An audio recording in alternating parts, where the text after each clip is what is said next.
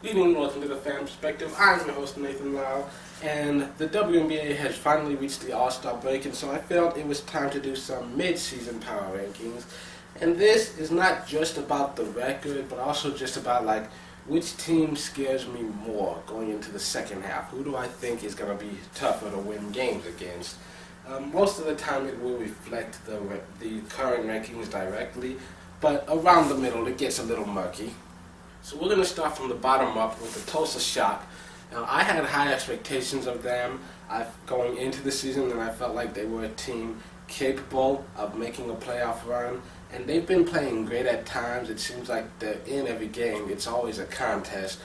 But they just aren't finishing. They're showing a lot of their youth at times.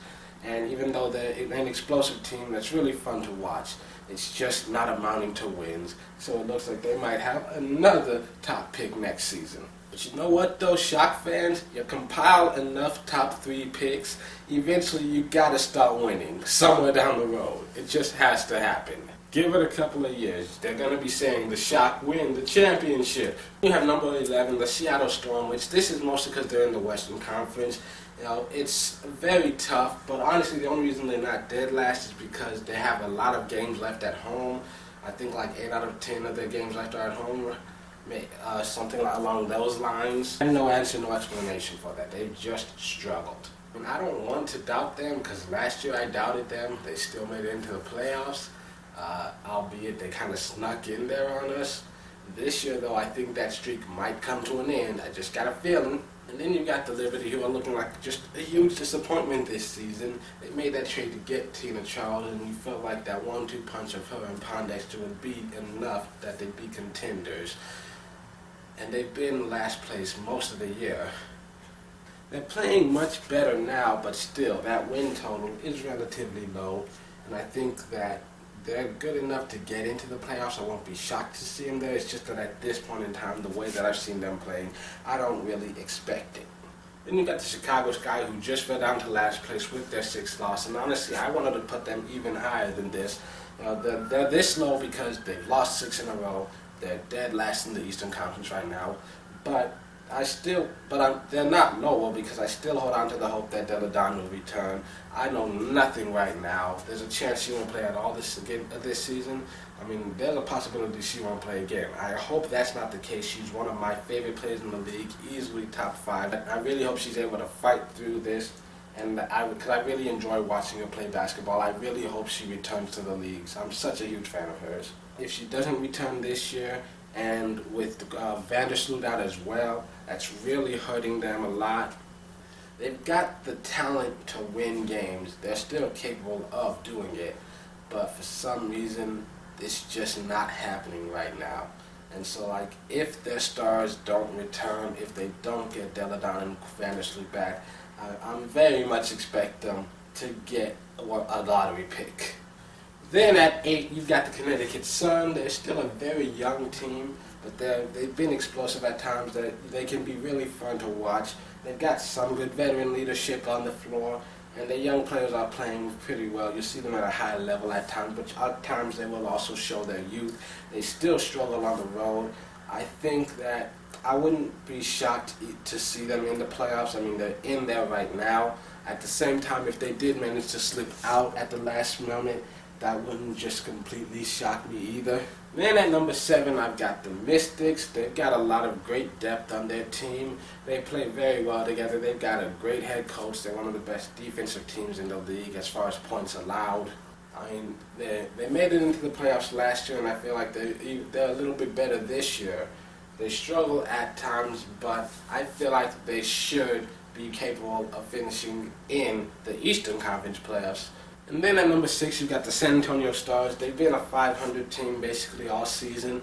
Luckily for them, that's going to be enough to get them into the playoffs. I feel like right now, the way the league is looking, they'll probably finish with that 4th seed in the West. I mean, they play very well, but they've got a lot of tough matchups.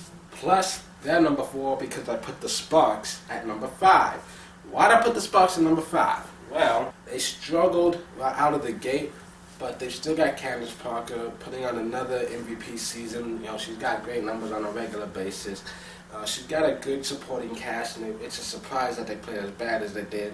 but they still fought their way back into 4th place. They're this close to 500. They're not too far behind the Stars right now. There are a few wins from getting into 3rd place, and I feel like they've got it in them to make a late run and push up to that 3rd spot. Then you got number 4, the Indiana Fever. They started off a little streaky at times. They'd win some, they'd lose some. They can't win at home, they can only win on the road. But now with Tamika Catchings coming back, and she's playing at a high level from the very go. She's a great leader for them, doing incredibly well, putting up some MVP numbers at times. And so I expect them to just keep surging, keep pushing, because right now they are 2nd place in the East. And if they find a way not to get into the playoffs, I would be shocked.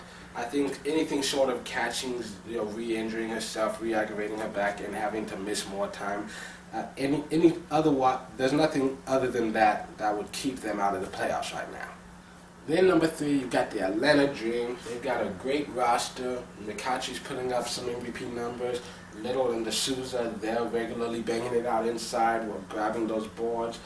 They're getting a lot of double-doubles. They made it to the Eastern Conference Finals 5 years in a row now? Basically every year of McCautry's career.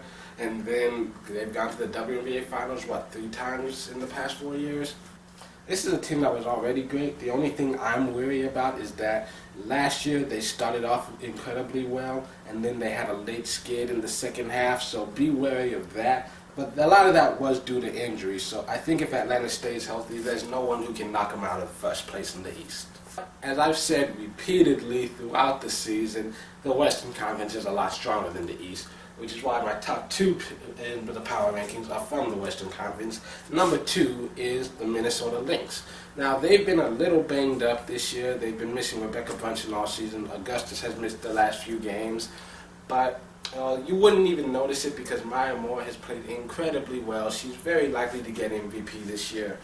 And right now, when they're missing 2 of their starters, and that's affecting them. But when those 2 come back, they'll be playing even better, which is hard to imagine because, let's be honest, they would still be 1st place if it wasn't for the fact that Phoenix was playing so incredibly well. Speaking of Phoenix, we finally made it to our number 1, which, if you couldn't guess, it's the Phoenix Mercury. And let's be honest, in Phoenix, the mercury is rising and rising. The temperature just keeps going up, hotter and hotter, 100 and up, 105, 120, 130.